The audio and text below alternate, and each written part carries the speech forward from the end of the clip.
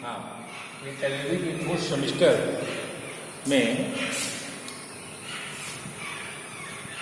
LLB fourth semester में CRP साहब बताए थे juvenile justice and child care protection act 2000, जिसमें हम सेक्शन 5 के बारे में आप बता रहे हैं आपको कि जुवेनाइल बोर्ड की कार्रवाई क्या है।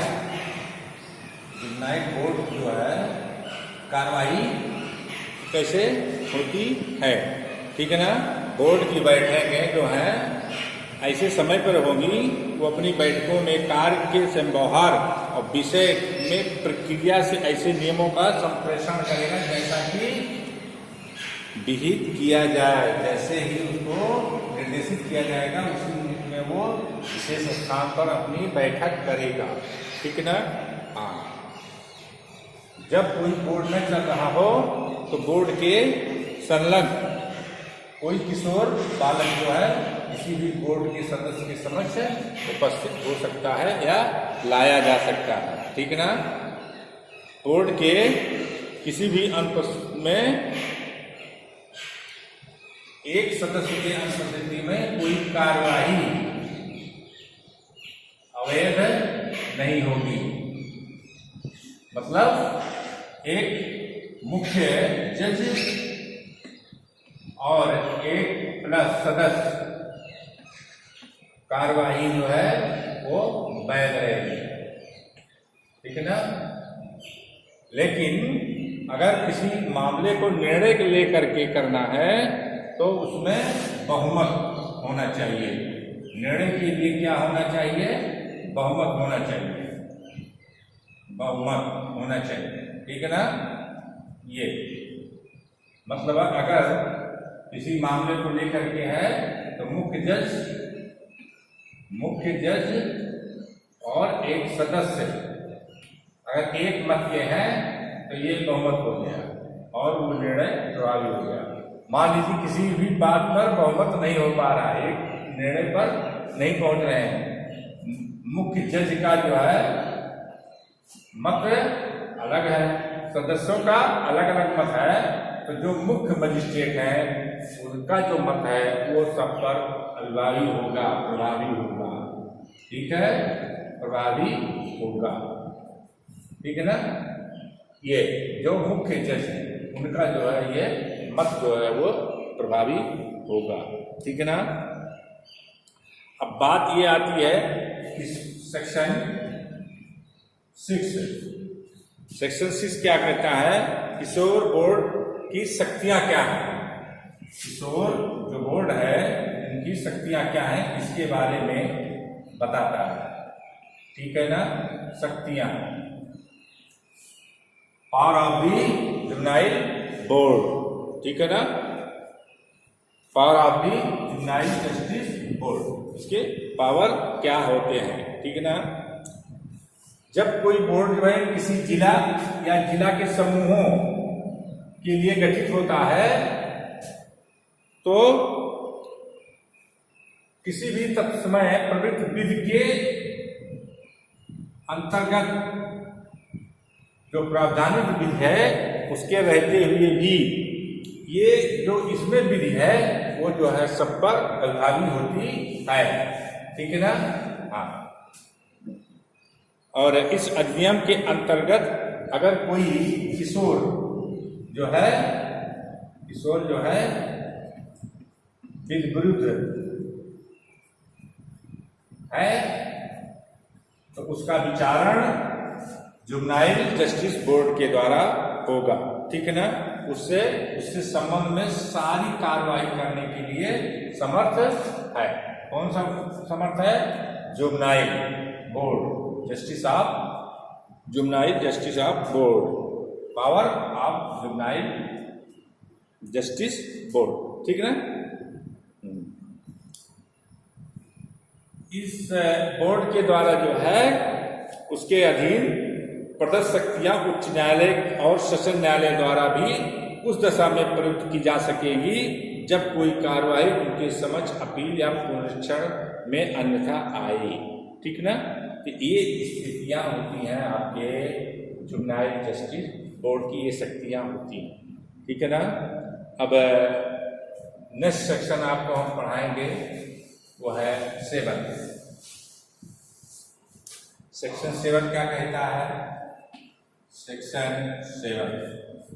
सेक्शन 7 ये है कि मजिस्ट्रेट द्वारा अनुसरण की जाने वाली प्रक्रिया जब वह इस अधिनियम के अधीन सशक्त न हो।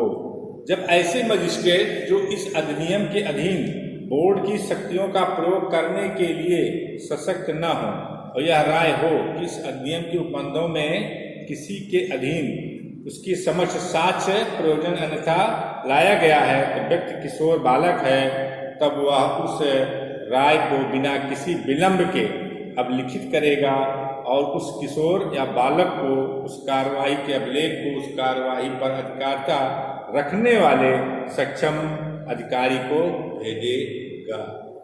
इसका मतलब है कि किसी मजिस्ट्रेट कोई मजिस्ट्रेट जो है के समक्ष कोई बालक आता है और प्रथम दृष्टया वो किशोर लगता है और जो भी साक्ष्य उसके संदर्भ में पेश किए गए हैं एज के संदर्भ में अकॉर्डिंग एविडेंस वो बालक जो है किशोर है, तो बयान वो अभिलेख कर लेगा, लिखित अभिलेख करके बयान ले करके और उसको किसी सक्षम कोर्ट के यहाँ प्रेषित कर देगा। मतलब जुवेनाइल जस्टिस बोर्ड को प्रेषित कर देगा। जब कोई मजिस्ट्रेट जो है, कोई भी मजिस्ट्रेट हो जिसके समक्ष कोई बालक जो है वो जुवेनाइल जो है आ जाता है, किशोर बालक आ जाता है और उससे रिलेटेड जो भी डॉक्यूमेंट्री साक्ष्य का अवलोकन करने के बाद वो बालक जो है स्पष्ट रूप से जो है वो जुवेनाइल है, तो उसको कारण को दिखाते हुए बयान नोट करते हुए उसको जो है सक्षम कोर्ट मतलब जुवेनाइल जस्टिस बोर्ड में प्रेषित कर दिया जाता है। ठीक ना? अब जब वो किशोर जो है सक्षम कोर्ट में भेज दिया गया है, ये माना जाएगा कि जब जुवेनाइल जो है किशोर जो है मूलतः उसी कोर्ट में उपस्थित हुआ है जहां उसको प्रेषित किया गया है। ठीक है ना? ये बात आती है। कोई भी मजिस्ट्रेट अगर उसको दिखता है कि कोई बालक किशोर है, उसके एज के संदर्भ में साक्ष्य लेकर के और उसके परिशीलन करने के उपरांत ये पाता है कि डॉक्यूमेंट्री एविडेंस से भी ये बालक जो किशोर है और दिखने में भी बालक किशोर लग रहा है, वो सक्षम कोर्ट यानी कि जुवेनाइल जस्टिस बोर्ड में उसका प्रेषित कर देता है। ठीक है? कोई भी मजिस्ट्रेट, किसी भी मजिस्ट्रेट की समझ अगर ये बात आती है। ठीक है ना? यस। अब इसमें ये जरूरी नहीं है कौन की न्यायिक मजिस्ट्रेट है। ठीक है ना? कोई भी मजिस्ट्रेट। ठीक है ना? यस। अब बात आती है सेक्शन 8 क्या कहता है? संप्रेषण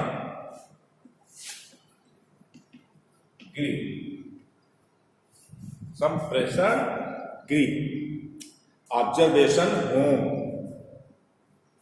जब तक ये मामला किशोर का विचाराधीन होता है तब तक राज्य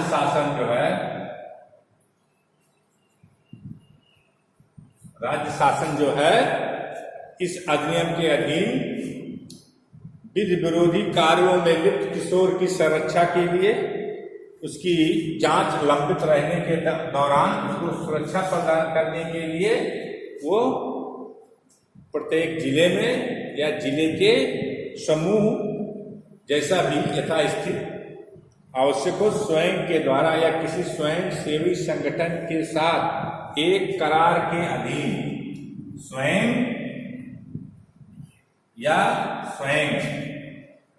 सेवी संस्थान के करार द्वारा, ठीक है ना, करार द्वारा जो है वो संप्रेषण गृह की स्थापना कर सकेगा। इस गृह की स्थापना करेगा। क्यों करेगा? जब किशोर का जांच और विचारण जब तक लंबित है उसके लिए उसके सुरक्षा के लिए, संरक्षण के लिए जो है राज्य सरकार स्वयं या किसी स्वयंसेवी संगठन के बीच करार के आधार पर जो है वो संप्रेषण गृह का वो स्थापित कर सकती है, मतलब किसी जिले में या जिले के समूह के लिए। ठीक है ना, ये ठीक है।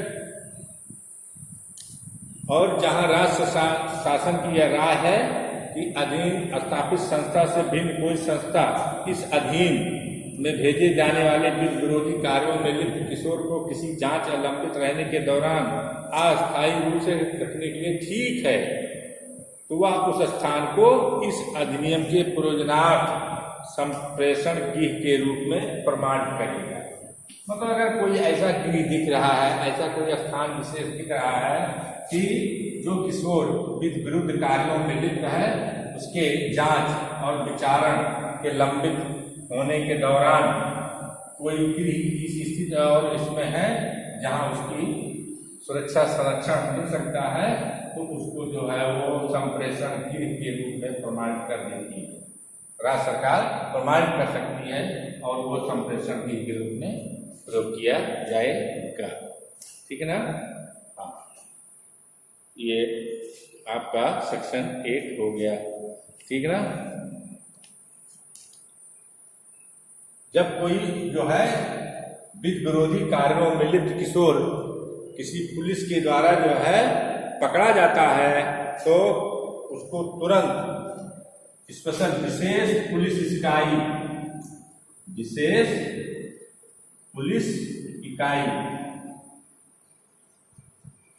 ये विशेष पुलिस इकाई जो होती है वो किशोरों के लिए होती है। जैसे कोई भी पुलिसकर्मी जो है किसी जुवेनाइल को या किशोर बालक को जो विरोधी कार्यों में लिप्त है उसको पकड़ता है, उसको तुरंत विशेष पुलिस इकाई जुवेनाइल वाले किशोर पुलिस कहते हैं इसको, किशोर पुलिस को सुपुर्द कर देगा। ठीक है ना, यथाशीघ्र। ठीक है ना, हाँ, उसको कर देगा और तुरंत रिपोर्ट करना चाहिए। उसको क्या करना चाहिए? तुरंत रिपोर्ट करना चाहिए। ठीक है ना, ये आपका है ये सेक्शन आपका ये हो गया। अब बात आती है सेक्शन 11 की।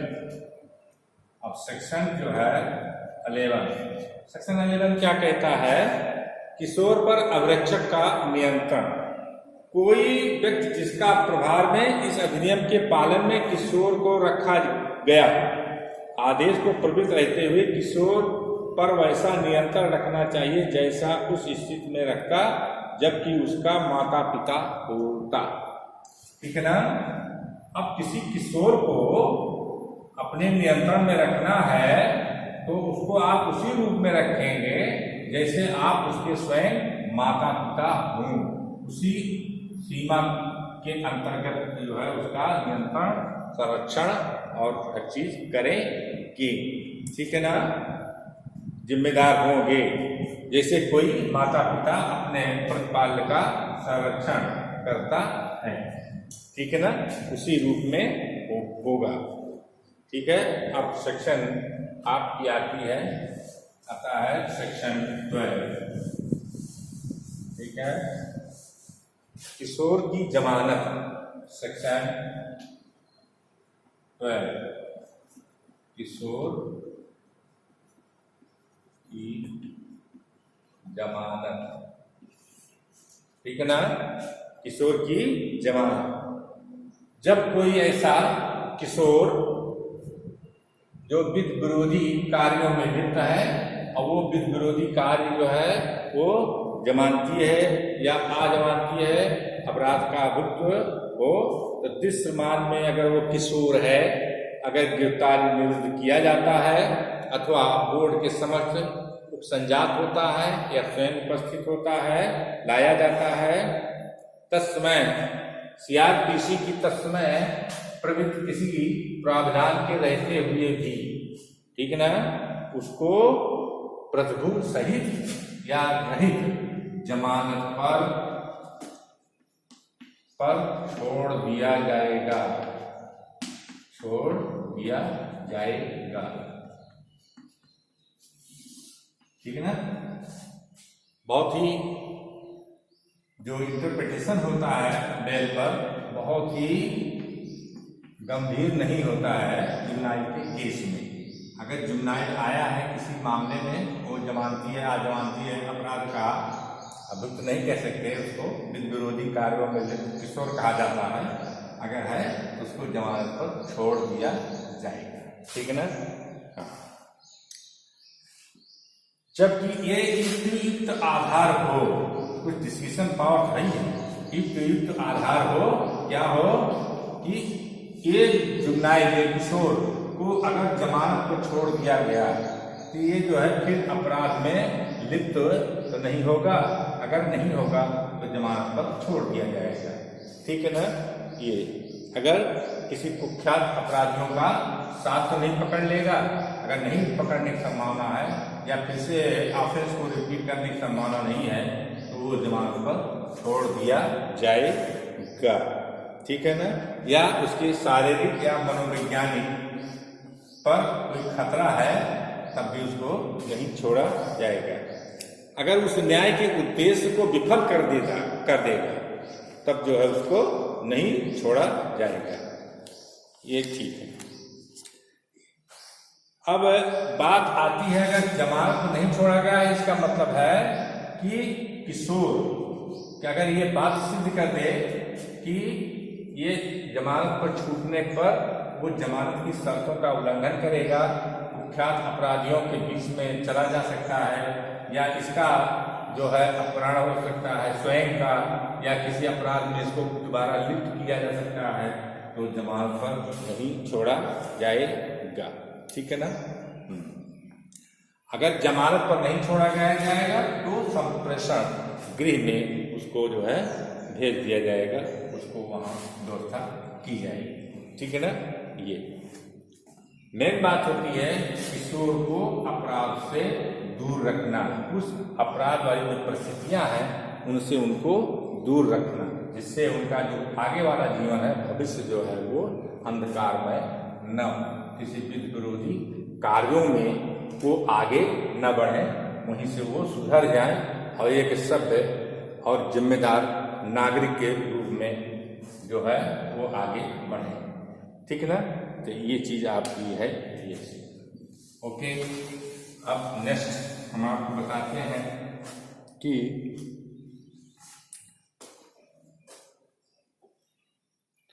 माता पिता, अब सूचना क्या आप देंगे, सेक्शन 13 है। ठीक ना। माता पिता अभिभावक